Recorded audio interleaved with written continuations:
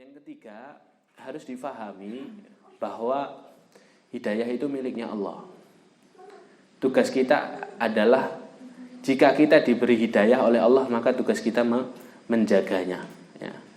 Dan berarti orang-orang yang lahir dalam keadaan Nasrani, Majusi, karena lingkungannya demikian, berarti ini orang-orang yang tidak dirahmati Allah. Jangan salah. Ya.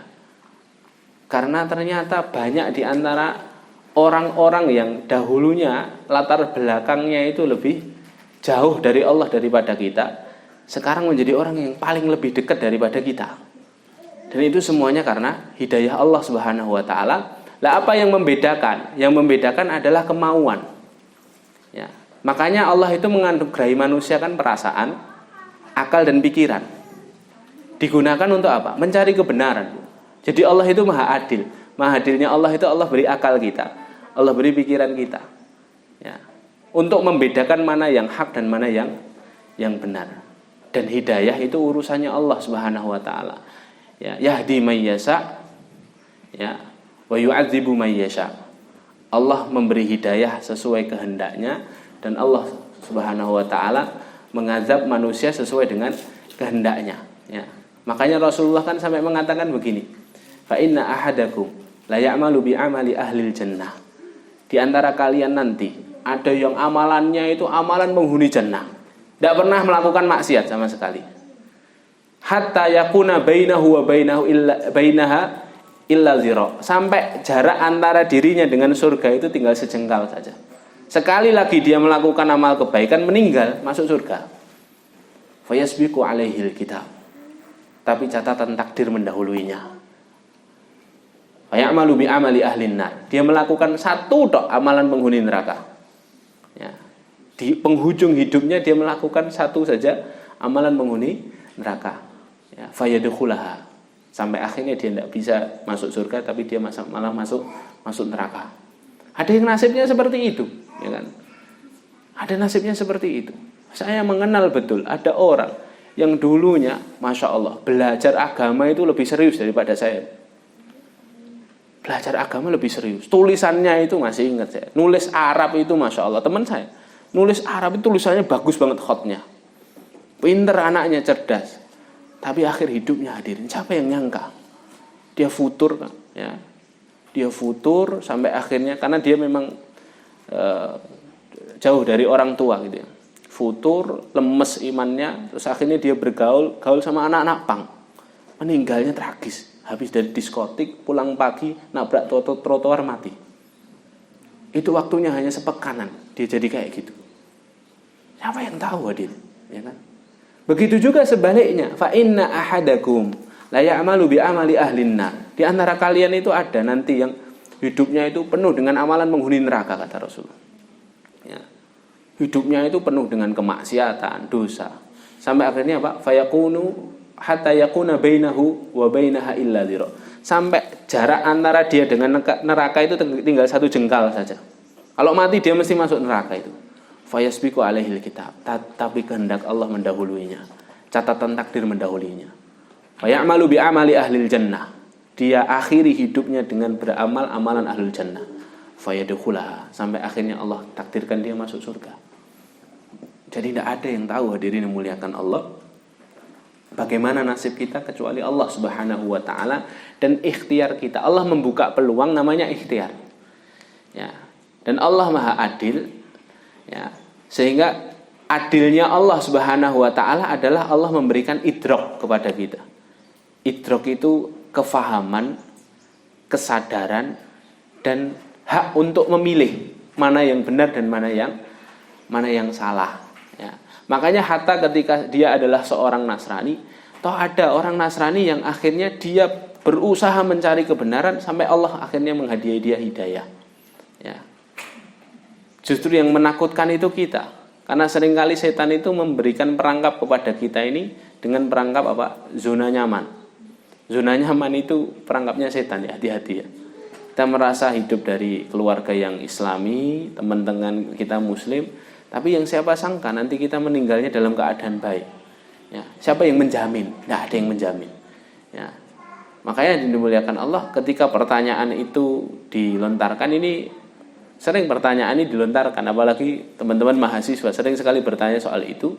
Jawabannya ya tadi, bahwa hidayah satu, hidayah miliknya Allah, dan Allah Maha Adil. Allah Maha Adil itu apa? Allah karuniakan akal untuk kita berpikir, untuk kita memilih kebenaran. Dan Masya Allah, risalahnya Rasulullah SAW itu kan bisa diakses di mana saja. Dan banyak di antara kaum muslimin hari ini ya betul-betul menjadi muslim yang taat dan patuh kepada Allah Subhanahu wa taala karena berkat tadi ya, usahanya untuk menjaga hidayah. Sebaliknya ada orang-orang yang hidayah lepas darinya karena tidak berusaha untuk menjaganya. Jadi untuk mengundang hidayah itu, untuk mengundang petunjuk dari Allah, caranya adalah dengan berikhtiar. Saya itu punya teman orang Jerman, Bu. Ini saya kasih cerita ya. Saya dulu punya teman orang Jerman, dikenalkan sama teman-teman UGM. Jadi orang Jerman ini ayahnya itu agen Zionis dunia. Sengaja menyusupkan anaknya ini cerdas, Bu. S1 sampai S3-nya itu di tiga universitas berbeda di Indonesia. Karena orang Yahudi itu memang cerdas-cerdas. Jadi orang Yahudi itu punya misi ya, satu orang itu harus punya beberapa keahlian. Nah ini anak ini, si teman kami ini, dia sekolah di IPB, ITB sama UGM sampai doktor dan masih muda ya. Qadarullah masya'afal, semua akses diberikan sama ayahnya. Yang penting ini nanti jadi agen Zionis di Indonesia. Di UGM malah dapat hidayah. Dapat hidayahnya itu lucu. Dia dengar, anak UGM kan banyak yang rohis itu ya, aktivis muslim. Baca Quran di pinggiran, dia deketi teman ini, terus tanya, itu kitab apa itu? Ini Al-Quran. Kaget dia, loh Al-Quran yang sering diomongkan ayah saya ya, kitab sucinya umat Islam. Coba saya pinjam katanya. Ini kamu tidak bisa baca, ini Arab. Saya punya terjemahan, kata anak ini, anak aktivis ini. Kasih terjemahan bahasa Inggrisnya, dibawa pulang. Cuman 3-5 hari dibaca, terus datang dia bilang, saya mau masuk Islam. Ditanya, loh apa yang membuatmu masuk Islam? Ini Pak, sekarang nasibnya ini, orang ini sekarang dia namanya dirubah karena dicari-cari ayahnya. Orang Zionis itu kalau anaknya sudah tidak berguna akan dibunuh. Ya, percobaan pembunuhan beberapa kali dilakukan, di Paris sekali, di Jakarta sekali. Di sniper sama utusan ayahnya sendiri. Tapi alhamdulillah selamat, sekarang dilindungi oleh Asosiasi Mu'alaf Dunia. Orang ini, ya kan? Namanya diganti, binnya diganti. Ya karena dicari-cari. Ini orang luar biasa. Nah itu dia pas ditanya, loh apa kamu mau masuk Islam? Ya, dia tadi sekali lagi bahwa akalnya, pikirannya, kesadarannya menjadikan Allah Subhanahu wa taala memberikan hidayah kepada dia. Karena tetap ada ikhtiarnya.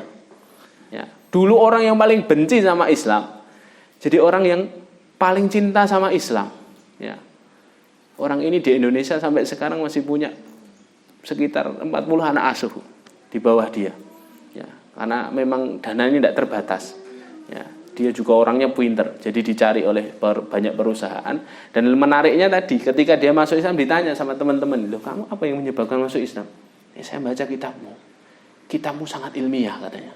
Apalagi ketika saya baca surat An-Nisa ayat 56. Coba untuk buka tuh surat An-Nisa ayat 56. Itu yang menjadikan dia dapat hidayah. An-Nisa 56. Coba buka. Surat keempat ayat 56. Kita baca ayat ini sampai hafal ngelotok. Ya, kita tidak berefek apa-apa sama kita. Nah ini orang baca ini, kok ya pas bukanya An-Nisa 56. Dia bilang, saya belum baca semuanya. Tapi ketika saya nemukan ayat ini, saya yakin ini bukan tulisan manusia katanya. Ini betul nih tulisannya Tuhan kita katanya. Apa bacanya itu? Innal ladzina kafaru bi ayatina. Sesungguhnya orang-orang yang kafir kepada ayat kami, orang-orang yang ingkar kepada ayat kami, saufa nuslihim naro. Kami lemparkan ke dalam neraka. Ya, kami lemparkan ke dalam neraka. Orang-orang kafir dilemparkan neraka. Kafir di sini maksudnya kafir asli dan bukan asli. Kafir asli itu yang tidak percaya sama Allah, ya, tidak percaya sama Rasulullah. Kalau kafir yang tidak asli itu, ya orang-orang yang ingkar, orang-orang fasik, ya, orang-orang yang tidak mau sholat, yang bermaksiat itu termasuk di dalam ini. Saufa nuslihim nar, akan kami lemparkan ke dalam neraka kata Allah. Kalimat ini yang akan menjadikan dia akhirnya apa? Tertarik dengan Islam. Kullama nadijat juluduhum badalnahum juludan ghairaha. Setiap kali kulitnya matang, kata Allah, di dalam neraka, kami ganti dengan kulit yang baru. Liyadzuqul azab, agar dia merasakan pedihnya azab. Sampai titik di sini dia geleng-geleng. Ini betul-betul firman-Nya Allah, katanya. Islam agama yang benar. Kenapa? Karena dia faham ilmunya. Ternyata Pak, dalam dunia medis itu mungkin Pak Sofyan lebih tahu ya. Bu Iin juga lebih tahu. Ternyata kulit yang bisa merasakan dingin dan panas itu hanya kulit permukaan ini. Kulit setelahnya itu tidak merasakan dingin dan panas. Makanya ketika seorang dimasukkan ke dalam nerakanya Allah, ya, gosong, setelah gosong itu dia sudah nggak ngerasa panas lagi. Udah gosong kok, nggak ngerasa panas. Cara Allah agar orang ini terus-menerus merasakan azab adalah diganti kulit yang baru. Liyadzuqul azab, agar dia bisa merasakan azab. Masya Allah, ini ilmiah katanya. Ini tidak mungkin Muhammad yang buat. Ini tidak mungkin karangannya Muhammad, tidak mungkin, kata dia. Karena ini dia masuk Islam. Jadi ada ikhtiar yang menjadikan hidayah itu terundang. Dan sekali lagi hidayah itu miliknya Allah, bukan miliknya orang tua kita, bukan warisan. Ya, keimanan itu kan tidak bisa diwarisi. Banyak kok orang yang orang tuanya kiai, anaknya juga tidak kiai. Bahkan anaknya lebih preman daripada preman pasar. Banyak juga yang orang tuanya ahlul maksiat, ternyata anak-anaknya ulama. Masya Allah. Ya, jadi sekali lagi harus kita pahami bahwa hidayah itu miliknya Allah. Yang kedua, Allah itu maha adil, karena Allah Subhanahu wa taala memberikan kemampuan kita berpikir, kemampuan kita menyadari, kemampuan kita berakal, dan kemampuan kita memilih mana yang benar dan mana yang salah.